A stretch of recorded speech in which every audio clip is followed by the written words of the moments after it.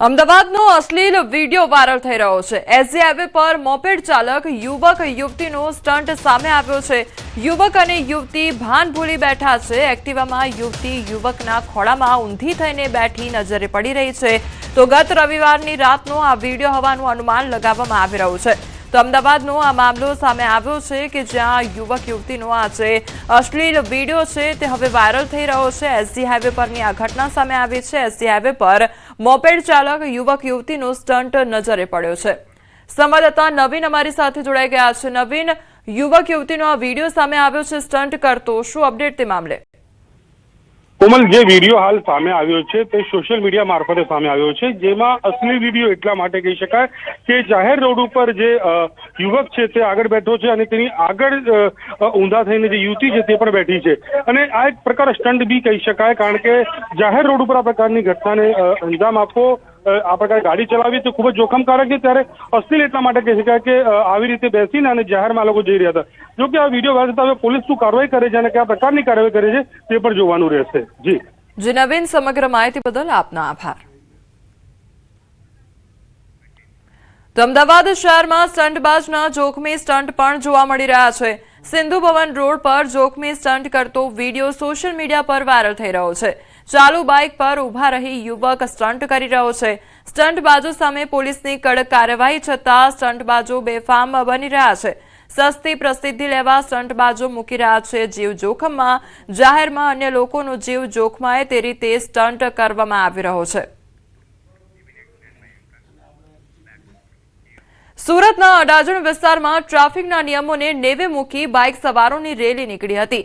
થાર ગાડીની પાછળ એકસાથે 30 થી 40 બાઇકની રેલી નીકળી, જેનો વિડીયો સોશિયલ મીડિયામાં વાયરલ થયો છે।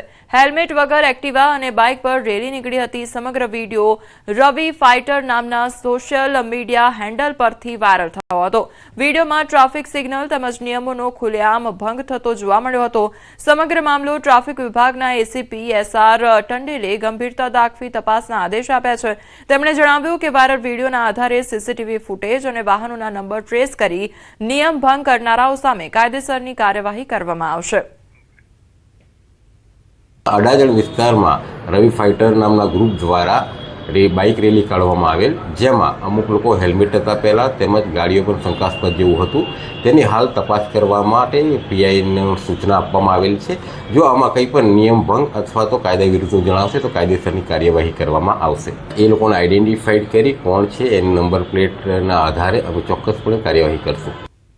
તો સુરતના દ્રશ્યો સામે આવ્યા છે કે જ્યાં ટ્રાફિકના નિયમોનો ઉલાળો કરવામાં આવ્યો હતો અને બાઇક રેલી કાઢવામાં આવી હતી। એક પણ વાહન ચાલક દ્વારા હેલ્મેટ પણ પહેરવામાં નહોતું આવ્યું। આ ત્રણેય તસવીરો કે જ્યાં નિયમોનો ઉલાળ્યો નજરે પડી રહ્યો છે। અમદાવાદ શહેરની બે તસવીરો સામે આવી છે કે જ્યાં યુવક યુવતી દ્વારા અશ્લીલ હરકતો કરવામાં આવી રહી છે અને જાહેર રસ્તા પર સ્ટન્ટ કરવામાં આવી રહ્યો છે। બીજી તરફ અમદાવાદના સિંધુ ભવન રોડ પરના એ દ્રશ્યો કે જ્યાં યુવકો દ્વારા સ્ટન્ટ કરવામાં આવી રહ્યા છે અને બાઇક હંકારવામાં આવી રહ્યો છે તે અંગેનો વિડીયો પણ સોશિયલ મીડિયામાં વાયરલ થઈ રહ્યો છે। અને ત્રીજા સુરતના એ દ્રશ્યો કે જ્યાં નિયમોનો ભંગ કરવામાં આવી રહ્યો છે અને બાઇક રેલી કાઢવામાં આવી હતી અને એક પણ વાહન ચાલક દ્વારા હેલ્મેટ પણ નહોતું પહેરવામાં આવ્યું। દાહોદના કસ્બા વિસ્તારમાં ધોળા દિવસે ફાયરિંગનો મામલો સામે આવ્યો છે। બે પક્ષો વચ્ચે બબાલ બાદ ફાયરિંગ થયું હતું। અગાઉના ઝઘડામાં સમાધાન મુદ્દે મળ્યા હતા અને ફાયરિંગની ઘટનામાં બે વ્યક્તિઓને ઈજા પણ પહોંચી છે। ડીવાયએસપી સહિતનો કાફલો ઘટનાસ્થળે પહોંચી આવ્યો તો ફાયરિંગ બાદ ચુસ્ત પોલીસ બંદોબસ્ત પણ ગોઠવી દેવામાં આવ્યો છે।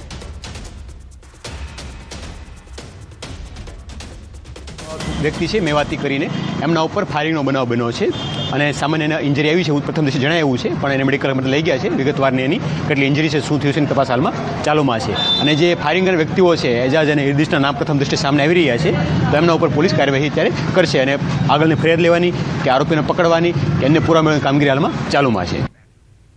રાજકોટના ઉપલેટામાં જુગારધામનો પર્દાફાશ થયો છે। ફાર્મ હાઉસમાં સ્ટેટ મોનિટરિંગ સેલના દરોડા પાડવામાં આવ્યા છે। રાજેશ ઉર્ફે રાજુ ખીમાસુવાના ફાર્મ હાઉસમાં રેડ પાડવામાં આવી છે। જુગાર રમી રહેલા 7 શખ્સોની ધરપકડ કરવામાં આવી છે।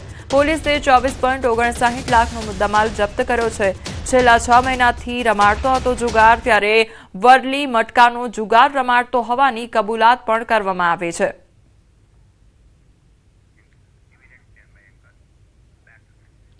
જામનગર જિલ્લાના ધ્રોલમાં ઘોડી પાસાનો જુગાર રમતા 21 આરોપી ઝડપાયા છે. પોલીસે 29,44,000નો મુદ્દામાલ જપ્ત કર્યો છે. ધ્રોલના લતીપર ગામની સીમમાં ઘોડી પાસાનો જુગાર રમી રહ્યા હતા અને પોલીસે બાતમીના આધારે ગામની સીમમાં મઘરાવાડી વિસ્તારમાં જુગાર રમવા વ્યવસ્થા કરવામાં આવી હતી.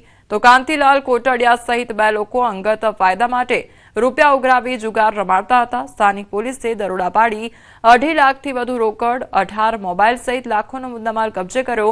પોલીસે અન્ય ફરાર આરોપીની શોધખોળ હાથ ધરી. જુગાર રમાડતા હોવાની હકીકત આધારે પોલીસ દ્વારા રેડ કરવામાં આવેલ.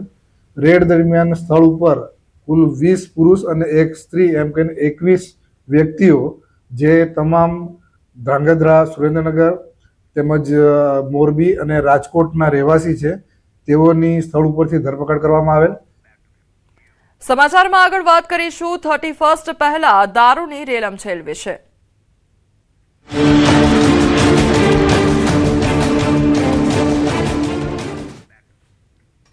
31st પહેલા રાજ્યમાં દારૂની રેલમછેલ જોવા મળી રહી છે. બુટલેગરો બેફામ બન્યા છે. આપની ટીવી સ્ક્રીન પરના આ દ્રશ્યો ગુજરાતમાં દારૂબંધીનો કાયદો માત્ર કાગળ પર હોય તેની ચાળી ખાઈ રહ્યા છે.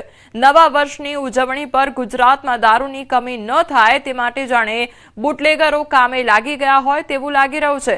અમદાવાદના સાણંદમાં ગંભીર દ્રશ્યો સામે આવ્યા છે, જ્યાં દારૂ ભરેલી ટ્રક પલટતા રસ્તા પર દારૂની રેલમછેલ જોવા મળી રહી છે. લોકો દારૂની બોટલ લેવા પડાપડી કરી રહ્યા છે. તો વલસાડમાં બેફામ બુટલેગરોનો વિડીયો પણ વાયરલ થયો છે. અકસ્માત બાદ લોકોનું ટોળું થઈ જતા બુટલેગર બાઇક અને બાઇક પર રહેલો વિદેશી દારૂ ભરેલો થેલો પણ રસ્તા પર જ મૂકી ફરાર થયા છે. આ તરફ જેતપુરના જીઆઈડીસી પાછળના ખુલ્લા મેદાનમાંથી દારૂ ઝડપાયો છે. બિયર ટીન મળી કુલ 6,492 બોટલો સહિત 99.61 લાખનો મુદ્દામાલ કબજે કરાયો છે. તો બોટાદમાં બુટલેગરે મહિલા પર છરી વડે હુમલો કર્યો. આ તરફ ડાંગમાં નાતાલ અને ન્યૂ યરની ઉજવણીને ધ્યાનમાં રાખી પોલીસે વિશેષ ડ્રાઈવ યોજી હતી. 31 ડિસેમ્બરને લઈ બુટલેગરો બેફામ બન્યા છે. દારૂની હેરાફેરી માટે બેફામ ગતિએ ચાલે છે ટ્રક. અમદાવાદના સાણંદ નિઘરાડ રોડ પર ટ્રક પલટી ખાઈ ગઈ. તો દારૂ ભરેલી ટ્રક પલટી ખાધી અને ટ્રકમાં મોટા પ્રમાણમાં દારૂનો જથ્થો જપ્ત કરવામાં આવ્યો છે.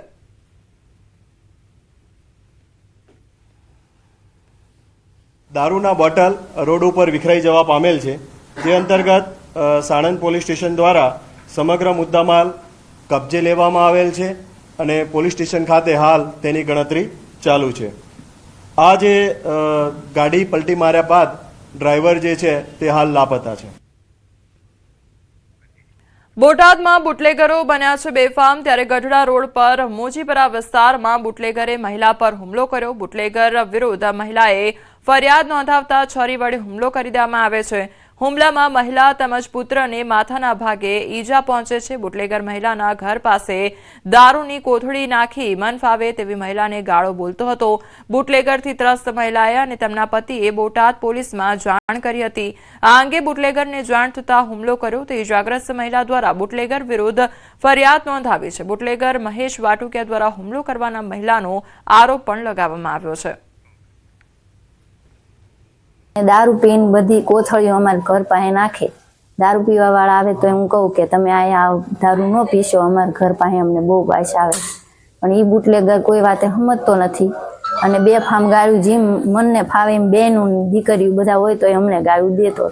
કેસ લેખાવા ગયા ને પછી અડધી કલાક રહીને એ આવ્યો અને પછી તરત અમારે 2 મા દીકરો જ ઘરે હતા અને પછી અમારા ઉપર એને હુમલો કર્યો. છરીને ધોકો હતો એની પાસે.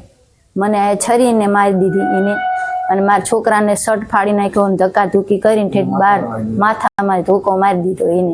એક બુટલેગર છે મહેશ વાટુકિયા કરીને, એ પોતે દારૂનું વેચાણ કરે છે ને ખુલ્લેઆમ ગાળો ને મારપીટ ને એવું કરે છે. તો મમ્મી પપ્પાની અરજી કરવા માટે પોલીસ સ્ટેશને ગયેલા હતા. તો એના 1 જ કલાકની અંદર એને કોઈ જાણ કરી દીધી કે તારા ઉપર અરજી થયેલી છે. તો એ ભાઈ પોતે ઘરે આવીને મમ્મી ઉપર છરીનો વાર કરીને નીકળી ગયેલ છે. અમદાવાદમાં ઉત્તરાયણ પહેલા કાતિલ દોરીના